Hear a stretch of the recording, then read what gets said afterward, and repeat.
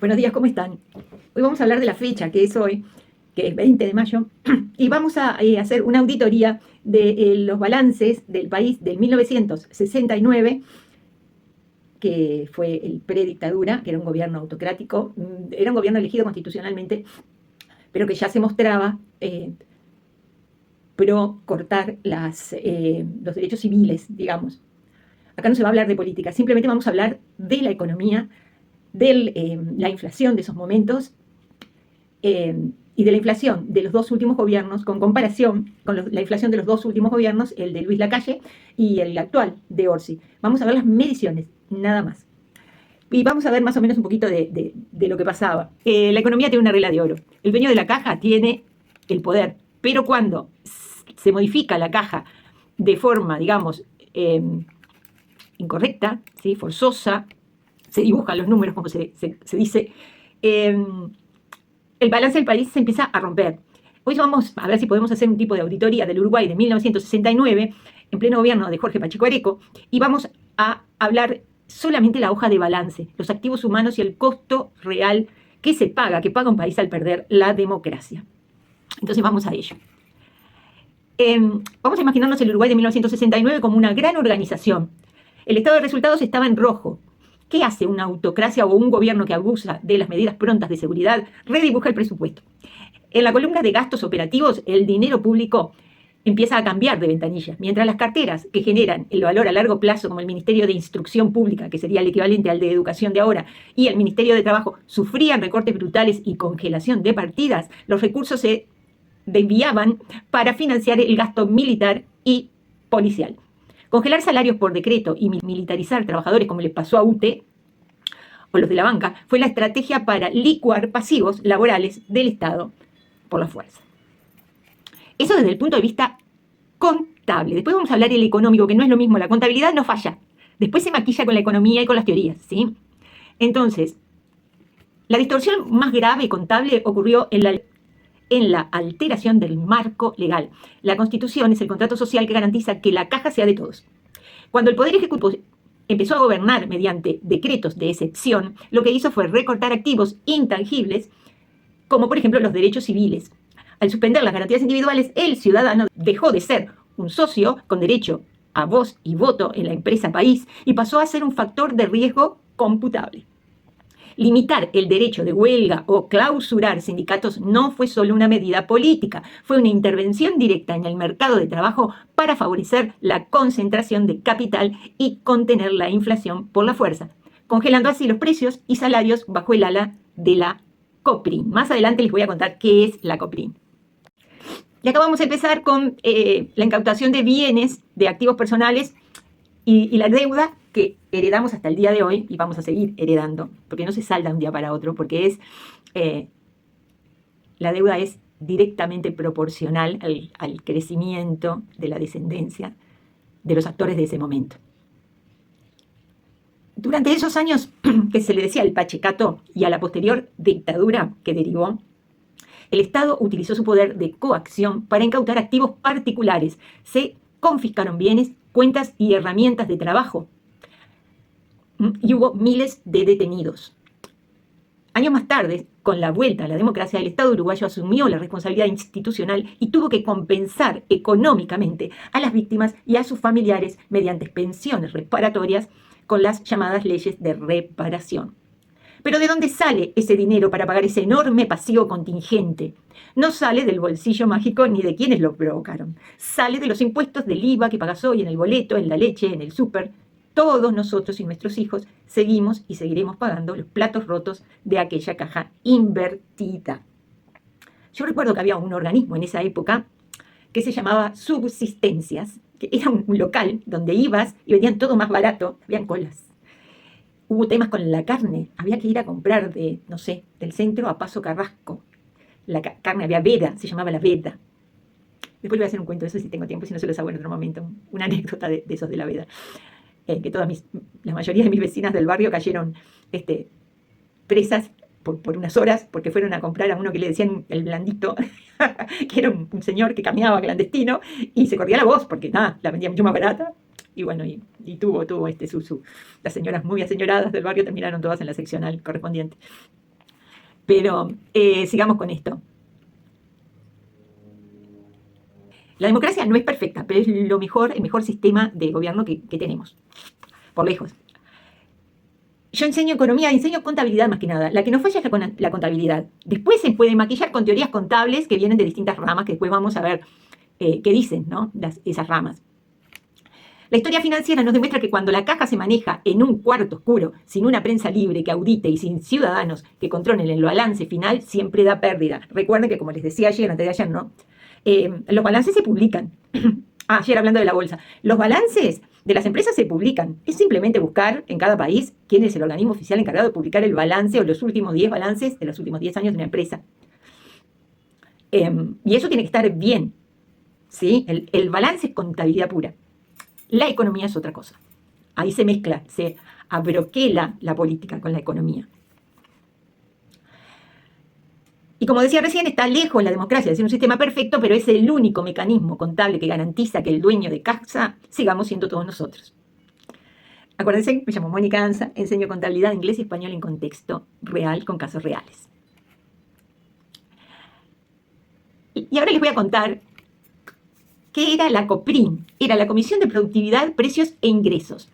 Fue creada a fines de 1968, con la ley número 13.720, y fue un organismo clave que utilizó el Pachecato para implementar la congelación de precios y salarios por decreto. Se fijaban los precios, el control de ingreso, ningún comercio, almacén o súper, que eran muy pocos los que había, Manzanares creo que existían en esa época como súper, o tienda inglesa capaz, no recuerdo si estaba allá, podían aumentar el precio de la leche, el pan o los fideos sin la autorización de esa comisión. Si lo hacían, les caía una multa o los clausuraban. Congelación de salarios, control de pasivos. Por el lado de los trabajadores, la COPRIN anuló los consejos de salarios paritarios, en donde estaba el trabajador, el representante sindical y los representantes de la empresa y un representante del ministerio. ¿Sí? Un consejo. Se anularon. Y el Estado fijaba unilateralmente lo que era un salario mínimo y los aumentos prácticamente no existían.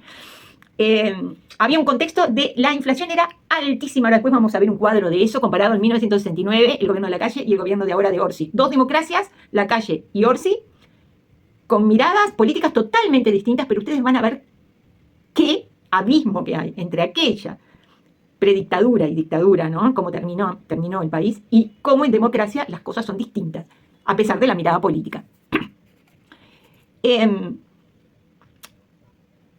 Había una inflación alta, como les decía, y el poder adquisitivo de la gente quedó al mínimo.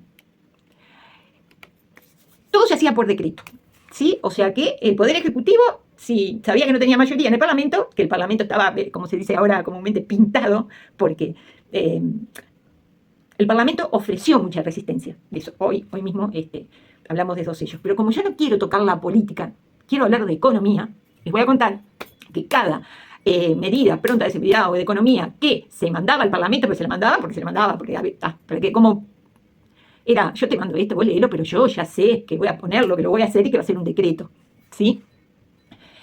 Entonces, los decretos evitaban que los sindicatos protestaran por la pérdida de salario, el gobierno usaba las medidas prontas de seguridad, que amenazó mucho en ponerlas, y cuando los puso fue un desastre, porque se perdieron muchos activos humanos. El recurso humano casi liquidado, no se podía hablar, no había derecho a reunión, y se hablaba de que no había libertad de pensamiento, o sea, el pensamiento es libre, pero no se podía expresarlo, no había libertad de expresión del pensamiento. Se hacía huelga también preso, te militarizaban y te metían preso por el cargo mínimo de sedición. Después, bueno. En resumen, la COPRIN fue la oficina que le sacó la llave de la caja a los trabajadores y a las empresas, que somos los socios del gobierno, ¿sí? Somos los que estamos sosteniendo, porque es esa la gran base, cuando se habla de la base. Las bases somos los recursos humanos, trabajadores, los que movemos al país. La economía del país se manejaba desde un escritorio entre el secretario del ministerio, o sea, el ministro de Economía, que yo no me acuerdo si no era Beck Villegas en ese momento, no lo recuerdo, y el presidente. Y ahora vamos a hablar de cómo se fue elevando la inflación. Al final de los 60, Uruguay sufría una inflación estructural galopante, provocada por una puja feroz. Los precios subían, el peso se devaluaba. ¿Sí? ¿Te suena eso? Los sindicatos pedían aumentos para no perder poder de compra y la rueda volvía a girar. A los oyentes de Argentina creo que eso esos eran los primeros runrunes. Esto era la pre-dictadura. El pico histórico en Uruguay fue en 1968, justo antes del congelamiento de Pacheco, congelamiento con la Coprín. La inflación de Uruguay tocó su récord histórico absoluto, 18,3% interanual. La moneda no valía nada. El dólar pasó a costar de 99 pesos, que ya era altísimo, fíjense, ahora un dólar de 40, que está mantenido, está medio planchado, está planchado, pero después vemos lo de ahora. Les decía, de 99 pesos pasó a valer 250. Imponente, ¿no? Y yo miro mucho lo que sucede en Argentina y ¿qué pasa? La gran diferencia con Argentina es que es un país muy grande y muy rico. Mucha gente, empujando también. Y nosotros somos un país muy chico.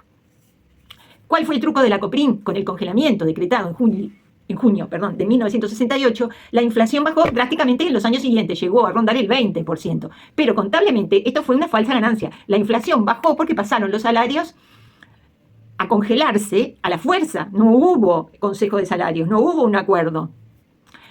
En el balance real de la gente, el poder de compra de los trabajadores cayó un 60% entre 1971 y 1984. Fue una olla de presión. Contuvieron los precios de los fideos, pero vaciaron los bolsillos. A partir del 74, ya estábamos en dictadura en Uruguay, el equipo económico liderado por Alejandro Beck Villegas decidió abrir la economía al mercado internacional y convertir a Uruguay en una plaza financiera, una especie de paraíso para recibir capitales extranjeros, donde sobre todo los argentinos que evadían su propio caos venían a invertir. Venían a Punta del Este, porque nosotros somos como el retrovisor de Argentina, ¿sí? Lo que pasa en Argentina, después nosotros lo vamos viviendo, es como un calco que viene sucediendo. Esperemos que de acá en adelante, que hay mucha más tecnología y hay como un cambio de paradigma realmente, nos guste o no, no pase eso. Pero claro, nosotros al ser tan chicos como que nos vemos un poco arrastrados por eso, ¿no? Pues los bancos internacionales desbordaban de petrodólares baratos de los años 70. La dictadura empezó a pedir prestados sin control. Y ahí se va formando la gran deuda externa, ¿no? Y supuestamente lo que pedían eran para obras de infraestructura. Acá les voy a mostrar una multiplicación del pasivo soberano con datos fríos. En 1973 la deuda externa de Uruguay era de 718 millones de dólares. Representaba un manejable 25% del PBI. En 1985, al salir de dictadura, la deuda externa bruta saltó casi a 5.000 millones de dólares. Es lo que hablamos. 10.000 veces preferible un mal presidente que un buen dictador. Que no hay buenos, pero digo, no. Es cuando se dice un buen acuerdo que un juicio, bueno, esto es así. Porque al elegir un presidente, acuerda a todo un país en votar ¿no? A tal persona, y está 5 años, bueno, nos equivocamos, volvemos a votar, y en algún momento, ¿sí? No todos hacen todo malo y no todos hacen todo bueno, y en el medio siempre hay algún corrupto que puede ser desde el lugar más bajo de un gobierno, pero a veces eso es como contagioso. Pero una democracia votada por nosotros nos da garantías. El decretazo, no. En 1982, acá vino el gran fraude contable.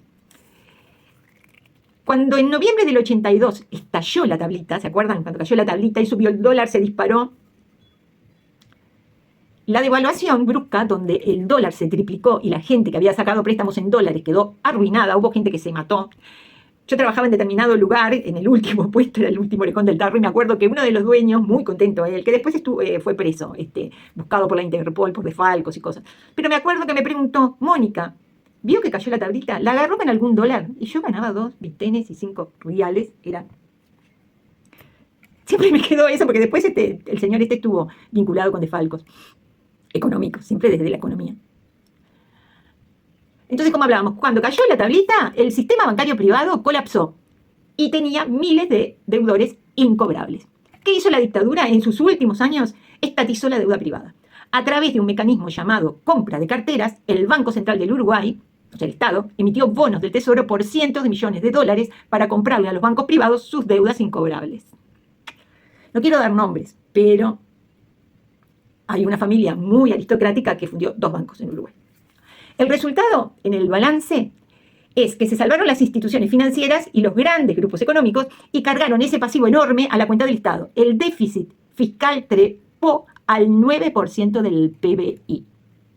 Brutal.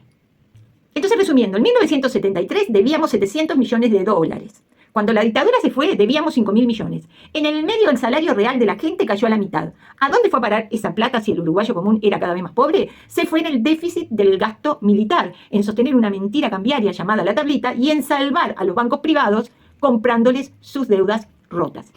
Eso pasa cuando la caja no tiene auditoría democrática. Los pocos amigos del poder se quedan con el activo y el pasivo eterno se lo dejan de herencia al que va a pagar el IVA en el súper. Y ahora vamos a ver un cuadro de resultados, ¿sí? Les voy a decir unos 2 indicadores, pero se lo voy a poner acá porque la verdad que no tiene desperdicio. Vamos a hacer desde la dictadura, ¿no? Vamos a hacer un cuadro de resultados. Dictadura versus la calle Pou versus Orsi, donde la calle y Orsi juegan en equipo, ¿no? Elegí estos dos candidatos porque son los últimos, son los que tenemos más frescos y responden a distintas tendencias políticas, ¿sí? Pero miren ustedes, el indicador contable va a ser, en este caso, el tipo de cambio. En la dictadura, en 1973, el ancla cambiaria artificial, la tablita, fijaba el precio. Al romperse en el 82, el dólar se triplicó y destruyó el balance de las familias y de miles de personas. Atraso cambiario, había dólar barato. Bueno, gobierno de Luis Lacalle Pou, 2020-2025. Hubo atraso cambiario, dólar barato, libre flotación, pero con fuerte queja del agro. El dólar planchado ayudó a bajar la inflación, pero encareció el país en dólares.